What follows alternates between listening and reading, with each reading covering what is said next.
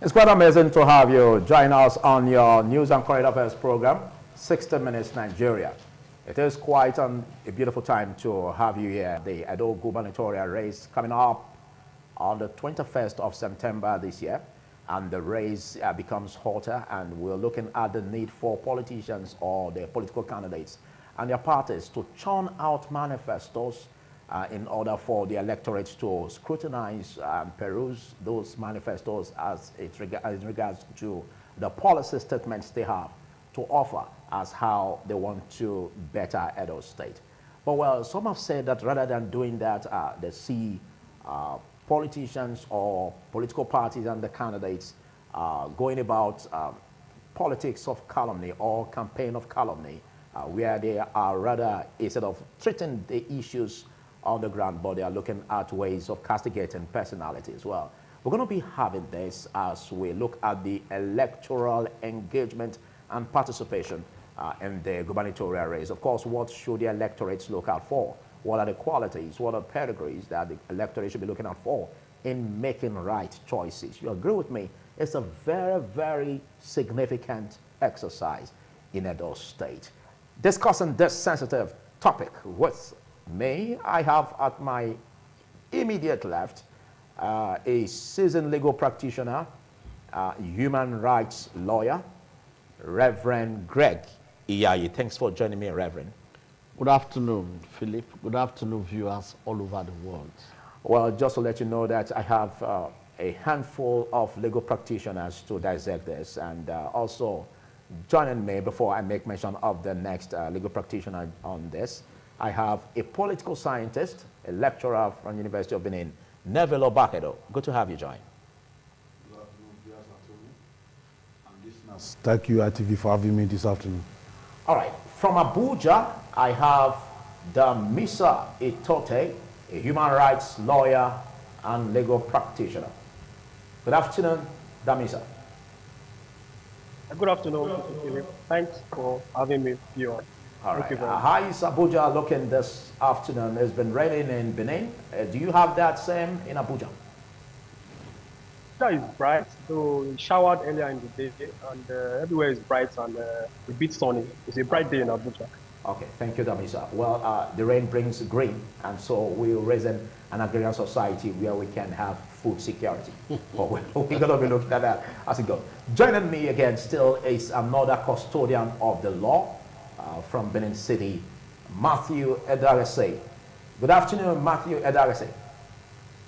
Good afternoon, Phillips. Thanks for having me. All right. Great to know that we are set to hit the ground running like the politicians would say, but we are yet to see the dividends of hitting the ground running like some will also share in their thoughts. Let's start with you, Neville Obakedo, very quickly. We have issues where issue-based campaigns have been set out intelligently, but modalities following that seems otherwise, where you have politicians rather going about politics or campaign of calumny. What do you see the electorate or the politicians or the candidates doing that should be seen as a modality, a standard to get it right in terms of making the electorate take the right choices? I've always said that Nigeria is practicing civilian rule in contrast distinction to democratic rule. And when you say democratic rule, you are saying a system of government where the people determine who becomes their leaders through an electoral process. And the electoral process is usually guided by rules and regulations. And as a student of politics, I also know that these rules and regulations are codified into an act, what we call the Electoral Act, and the rest are derived from the Constitution. In the case of Nigeria, the 1999 Constitution, as amended. Now, we say that we are practicing a democracy that is akin to that of the United States. If it is true that we are practicing democracy that is akin to that of the United States political parties are ideology-based, and their manifestos are well spelled out. They are candidates in every election. primaries within the political parties before the main election. They move from community to community, county to county, organizing town halls, selling ideas to different categories of people. They will organize meeting for lawyers.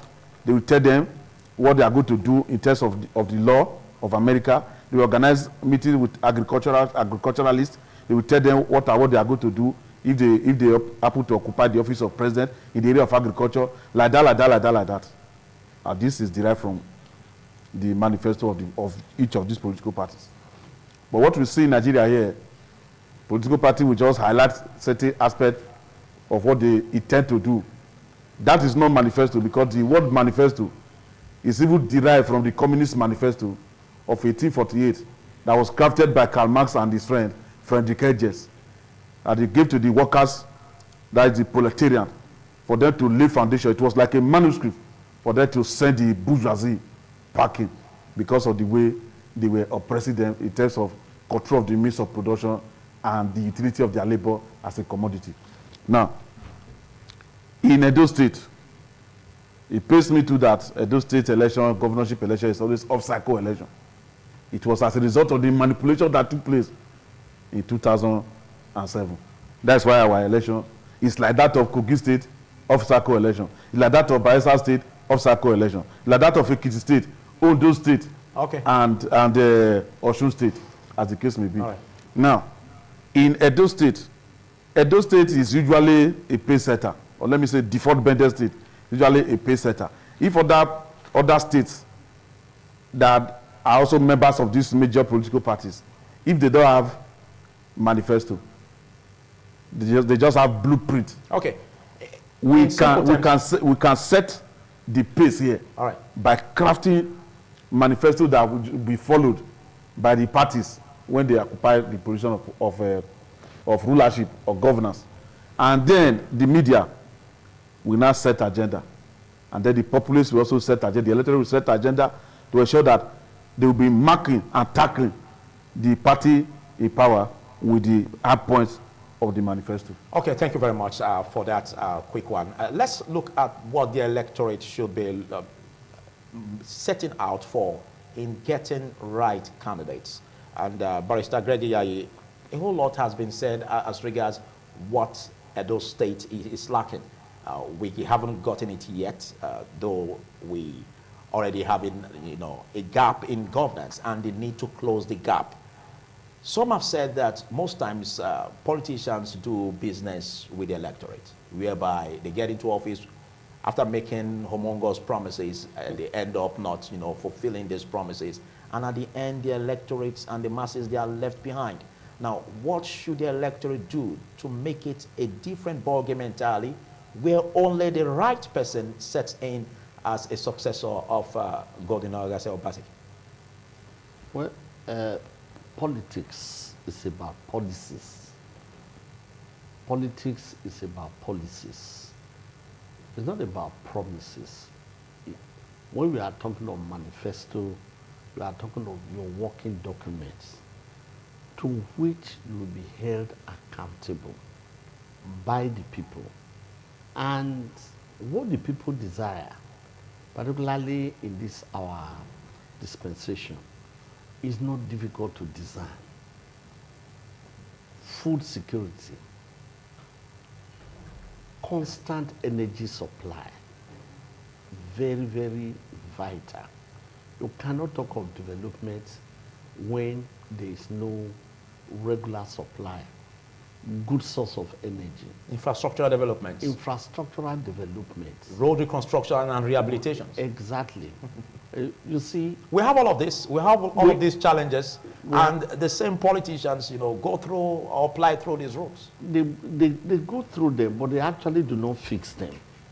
And they actually do not do anything about them. But they will always promise you that this is what we are going to do. And if you look at the various political parties, there's no delineation of their agenda. You cannot really say this is where this one is different from the other one. They all just seem to be saying the same thing. But good enough, during the Shagari era, you could say what NPN stood for. It was distinct. Green Revolution. you know, and some other things. So there seems to be some domination of ideologies. Of there. course, UPN, free education. So you could count, you could actually hold a party Accountable. accountable for the promises they have made. And when Shagari won, people found out that the issue of Green Revolution, was a focal point of his administration. And you could actually hold him accountable for it. That was what gave birth to the River Basin authorities. Okay. And to a large extent, he delivered on that. There was food supply. There were farms. These were verifiable, and these were things that people could access and actually benefit from. Although it might have failed in some other areas. The UPN states, free education, you could see people enjoyed it. Many of the people in different positions in government today, they are beneficiaries of the free education program of the time of Ali. Yeah. So you could easily distinguish between one party or the other, not necessarily by ideology, but by their working document. But now, you cannot actually distinguish between one political party and the other. And I think they should focus, the electorate, we should focus on really drawing out from these people, getting them commit. We should commit them to what they want to do. We should ask them what they want to do. They should tell us what they want to do. Don't tell us bogus things. Don't tell us massive infrastructural development. What do you mean by massive infrastructural development? Are you going to build hospitals? If you are going to build hospitals, how many hospitals? Is it one new hospital in every senatorial district? We can hold you accountable to that. But when you tell us some ambiguous things, and that there will be massive infrastructural development and the opportunities for education. Ali said, when I am governor, that no child will trek more than 1 kilometer to go to secondary school. He delivered on it. Many of the existing secondary schools today, they were actually secondary schools that were set up by the community. You see, there's one good thing about that. When that promise was made, it galvanized the people. There was even competition between communities. And many of these structures, they were actually funded by the communities. They came into it. They wanted to be part of it because they saw that their children would benefit from it. And then the government then, I remember, will provide a school bus, post teachers. If you're able to set up classrooms, and you really had, that is what democracy is all about. Yes. The people's participation. And it was the people's government. Thank you. Thank you. That is it. Thank you. Well, looking at the engagement of the electorates and participating in the process is quite important. Let's join you, Damisa from Abuja. Now, you've heard what Nebilo Bakedo said, and also what the human rights lawyer here said, your learned colleague, where he also made mention of the fact that there seemed not to be a distinct ideology-based political parties or policy statements that they come up or reel out to the electorate, just like what it used to be then. Now, a lot of persons who want to participate, or let's say the prospective voters, are saying that most times business politicians is what we see. And at the end of the day, they hoodwink the electorate and do the otherwise. What do you see about the political parties, about their policies, about their programs? Do you see them otherwise, or do you see them distinct? Okay, thank you so much once again for having me. I recall the famous speech by the Indian leader, the late Indian leader, Mahatma Gandhi, who said that the spirit of democracy cannot be imposed from without. It has to come from within. The essence of democracy is for the people. And that was why, if you ask an average government government student or secondary school student and you ask him what is the definition of democracy, the simplest and easiest definition would be that democracy is the government of the people, by the people, and for the people. And that the spirit of democracy should come from within the people. That is where we cannot say, okay, democracy will try. So, in essence, the electorate must be carried along. They must participate. And I agree, I'm on all four with the submissions of, the panelists you have in the studio. Democracy must involve the people. And democracy can only evolve when you involve the people. Now, Edo State election, a few weeks from now, we'll be going to the polls. Are the politicians carrying the people along? The answer is yes, in my view, because you have seen campaigns rolling on ITV, your station, and other sister, stations. We've seen radio jingles of the people, of politicians selling their manifesto and promising El Dorado. The question is this: are the campaign points germane? Are they critical? Are they to the issues? And what are the issues in Edo as at now? Because we are still an evolving democracy. But democracy in Nigeria and in Edo in particular is still very nascent in the sense that we are still growing. So is the message from the politicians as it were, from the political parties, are those messages addressing the real issues we need? Are those questions, are the right questions being asked by the people? A few hours ago, a judgment was delivered by the Supreme Court. I'm sure you will discuss that during the course of your, of your program and subsequent programs, as it were. Now, the question is that the local government, are they functional? Do we need the Supreme Court to give a directive that the local government should thrive democratically? The answer is no, because Section 7 sub 1 already provided for a democratically elected local government. So we don't even need the Supreme Court to come and be giving a fresh directive. So the question is simple, so that I don't, debate. The message from the politician may not be enough, but they are doing from political parties may not be enough. But I think somehow they are talking to the electorate. Now it is incumbent on the electorate. It is incumbent on the voters to live critically and say, look, you have told us this. You have not said this. You have told us A, you've not said B. We want to hear your ground. We want to hear your submission. We want to hear your manifesto on so and so issues. Because the issues we are battling with in Edo, they are very few. What are those issues? Water, clean drinkable water. First. Secondly, accessible road. When it rains in Benin, you can't step out. When it rains in my local government, the roads are flooded. The flood is affecting farmland and all of those places. How are you going to address that? It's not enough to say I will build road. What kind of road are you building? Are you building road for the sake of building road for the cosmetic, for cosmetic reasons? Critical, long-lasting roads that are genuinely needed. What are the other things? Biogenic needs, shelter, food. How do you provide food? Thirdly and fourthly, I don't know, I've lost count now, security, which is what? Ultimate. Because without security, you can do nothing. You can't even go out and worship your God if your environment is not secure. So for me, these are the issues we should be asking. And it's not enough for a candidate to say, I will do this. The question is how?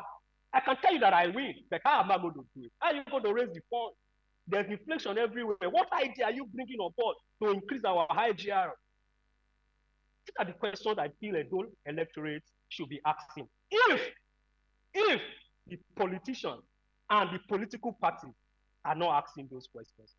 That is my view, Mr. Philip. Let's go to you, Matthew Edegase. What's your perspective, and how do you see the electorate taking the bull by the horn to make sure that no politician or political candidate hoodwinks them into the otherwise? The question you asked is a question that everybody should be asking. But the issue is here with us. People are not, they are not learning from history. Most of our electorates are not learning from history. The politicians will come out and promise the people what they will do when they are given the mandates. Over time, that has been the routine. The question is, are the people actually interested in ideological conviction? Are they interested in beautiful manifesto? In other words, are they really interested in what the political class will do for them? In the presence of this culture of vote buying and mortgaging your mandate for a mess of porridge, can we really blame the political class for not telling people what they want to do? When the people on their own have shown willingness to sell their future for a peanuts, and honestly speaking, less than 2% of the voting population are interested in what the people coming to power will do in terms of policies and programs. Majority of them are clamoring for what they can get now, even before the election, the vote is cast. That's the That challenge. is why political parties have devised a means. They've devised a means of even accumulating money to prosecute their electoral projects. If in other climes where people are responsive to their civic duties, debate can influence the outcome of an election. But here we are. Some political parties or candidates are not interested in even appearing on the television debates because they don't see the need for it. They have discovered over time that people are more interested in how deep their pocket is than how deep their intellect is. In other words, if you have plenty of money to throw around, people take you more serious here than when you have a lot of idea to propagate. That itself is discouraging the role and impact of manifesto in winning elections. Majority, as we speak, are not interested in how beautiful your programs and policies are in terms of manifesto. They will ask you, what do you have for us? And on the day of election itself, sad enough, people are going to queue and start stretching out their arms to collect pittance to sell their votes. And the political class, who are actually accustomed to this whole mess, they prepare for it. They prepare financial watch. You just spoke to the issues pragmatically, and this is exactly the challenge. And just like what the other legal practitioners said, and of course the political scientists, how do we navigate through this?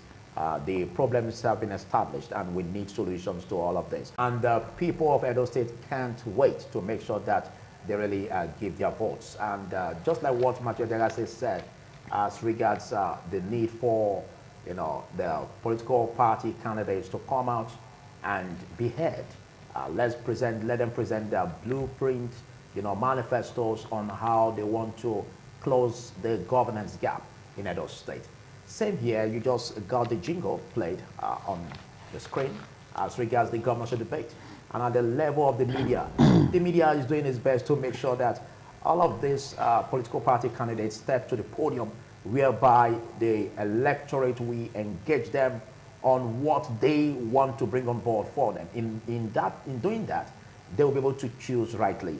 But again, some may not want to appear on the governorship debate, probably because they don't have the mastery of skills, the crafting of the words, to express their manifestos. It's quite a very, very an embarrassing situation. Yes. Now, how do we navigate through this? And just give you like 2 minutes to interact with this on how Edo people would take the bull by the horn and say never to those who want to, who doing them for selfish and parochial interests. I think debate is an opportunity for any candidate to actually espouse and explain what he wants to do. Yeah. We saw what happened during the presidential debate in the US. You see, after that debate, even the Democratic Party, they did an in-house review of their own candidates, and the issue is still unsettled. Can we really present these candidates who are not able to articulate what the party actually wants to do or explain. As regards the policies and programs. Yes, because like we said, politics is about policies. You know, and the other candidate, it was like he handed victory to him. Because that one just says clearly, this is what I want to do, this is how I want to do it. So it's an opportunity. And the electorate, they should actually watch, just like the Americans watched.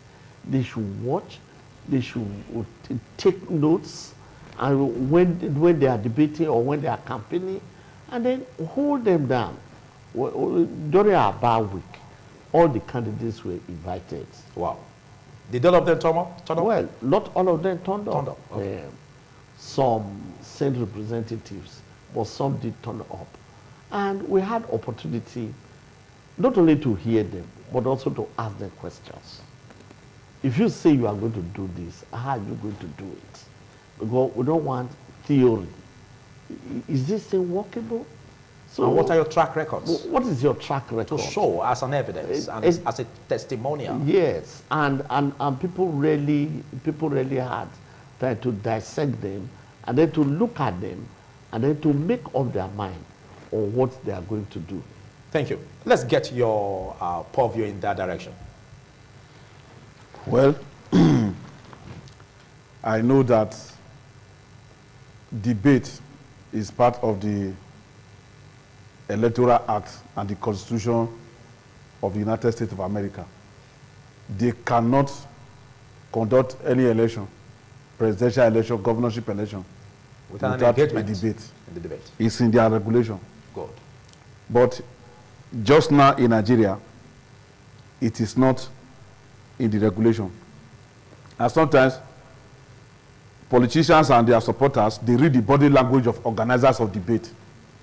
And when they see that it's like a trap that they are setting, they will avoid coming for the debate and they will send somebody to go and represent them. What do you mean trap? If you have what it takes, yes. If you can articulate your programs and policies, we call manifestos, what stops you from coming on board? It only shows that such a candidate is not ready. Okay.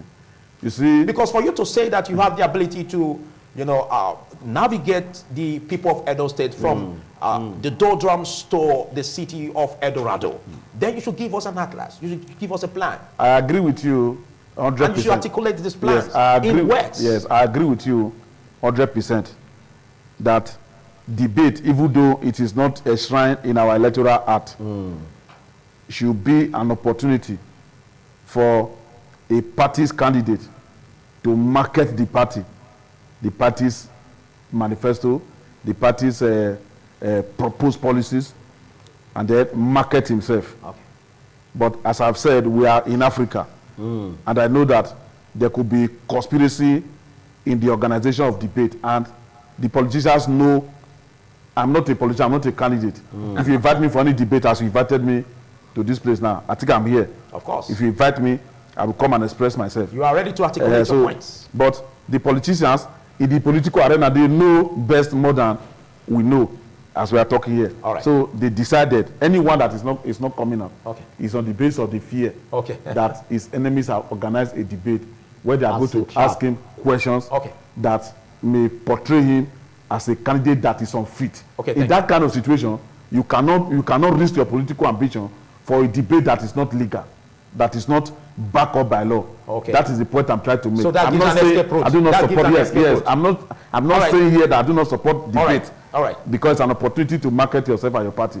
But as I said earlier, the politicians because it's not enshrined in the Constitution. Yes. Okay, drop what you just wanted to drop in 10 seconds. Just to react to that, you see, during the last presidential debates, things were actually skewed against a particular candidate. You see, one candidate was the one that dictated all the terms, including the moderators, who were actually moderators that were antagonistic to the other candidate. But the other candidate said, any day, anytime, anywhere, I am ready. And he went there. And they laid on the table before the millions of Americans what they had to say. It was after then that even the party that was favored, that gave all the conditions, where it to be heard, how it to be heard, the modalities, Okay. the moderators. So what I'm saying, our politicians, please don't run away from debates. You know, just, it doesn't mean that if you lose a debate, you may not win the election.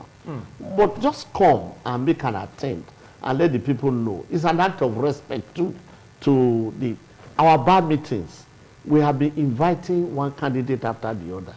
Last Sunday, one of the candidates was with us. Another candidate had been with us before then. We intend to, we should know the people we are voting. And some of these candidates that we have in Thank Edo you. State, they are members of the bar. So, All you know, right, thank they are always at home when you invite them. Quickly, let me talk about the America. Oh, well, now I'll come back to you. We have our other guest waiting at the Zoom meeting. Okay, let's get your view, Damisa. You said earlier about the programs and policies that, yes, political party candidates are doing it. But again, don't forget, like what Mathieu Degase also said, the electorates are also looking in the direction of what they want to gain. Because they know that, an immediate gain, I mean, because they know that even the politicians, even after selling these manifestos and programs, they go there and do the otherwise. Some of them. We can't generalize. So what do you see as regards debates, because I want your comment on that, for the political party candidate to do this? Because some, as we hear, could also shy away from all of this. So let's get your point, Damisa. The debates are very necessary. And being a lawyer, of course, I enjoy debates. But the erroneous impression being created by very senior members of the panel that debate has been codified into the US Constitution. That is entirely not correct. Because Article 1, sub 6, clause, I can't remember, but Article 1, sub 6, or Article 1, section 6, yes, I remember, Section 1, section 6 of the speech and debate clause in the US Constitution talks about debate as it relates to Congress in the process of lawmaking and not as it relates to election. So debates are not codified anywhere in the US Constitution or any constitution for that matter. And I'm very sure about the US. And it was on that basis that in May or June, if I remember, the CNN had to write to Donald Trump, President Donald Trump, requesting him to participate in the June 28 debate. So debates are not mandatory or they are not constitutional. The only constitutional provision as related The electorate needs this. Your point, is it the one that I said that is Even though you may say it's not mandatory, but the electorate needs this. I'm coming, sir. No, I'm coming. However, and that's what I'm going to, so that we don't create the impression that in Senate claims it's a constitutional issue. No, it's not. However, are debates necessary? Yes. I will answer in the affirmative. Are they jamming? They're very critical. The question is that the person who debates well, I will consider him as the best, or who has been able to marshal out the point, to the electorate. Does that mean that having debated well, you perform well in government? The question is no. So for me, what debates are intrinsically connected to electoral process, and they are very fundamental in any electioneering process. They are not the true test of performance. We have to look at your track record. Yes. Have you been with the people? What have you done before? I can come and master my debate. In the US, they get experts to teach them on how to debate. They'll come and debate very well. But when it comes to governance is not speech making. It is not how eloquent you are during the election process that will make you a performer. No, it is not. Is it important? It is important. Come and share your view. There is no, it must be in a debate. It can be in a town hall meeting where you invite the people, let them hear you out. Okay. So we mustn't restrict it to debate. So debate are necessary, but it mustn't be debate. And debate does not make you a performer upon election. Track record decide who you are, as a politician and as a government official, and not debate. Okay, thank you. Let's get your reaction to this, Mathieu Degase. You made mention of the challenges of the people, instead of them to do the needful, but rather they go, collecting, being induced. But what's your urge for the electorate in taking this game seriously, because it has to do with their destiny? Come again.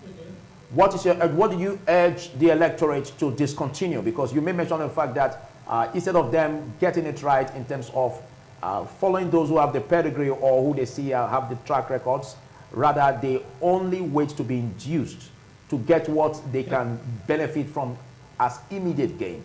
So what's your advice in changing the narrative? My advice is that they should learn from history. That culture of selling their rights during every electionary cycle has never helped us as a people. By those practices, they have sold their rights to have affordable hospitals, functional schools. As we speak today, schools have no teachers. Most schools have no teachers. They're understaffed. While we were growing up in this country, it was unheard of for a school not to have teachers. But today it is the norm. As the world is progressing, it appears we are regressing. So those practices that they feel is smart practices, they actually self-inflicted wound on their own body. They are the victim of their own indiscretion. So if they should learn from history, which I think they should desist from the culture of selling their votes.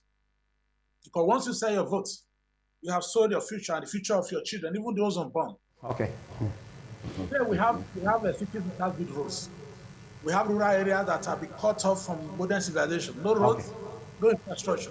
So it is the will of the people to decide their destiny that will change the narrative. Thank you. Just like you said, economic hardship is really biting hard, and the people's plight needs to be ameliorated, and that's why they keep voting every 4 years. And just recently, last year, we had a presidential race, and President Bola Tinubu emerged after winning the polls as the President of the Federal Republic of Nigeria.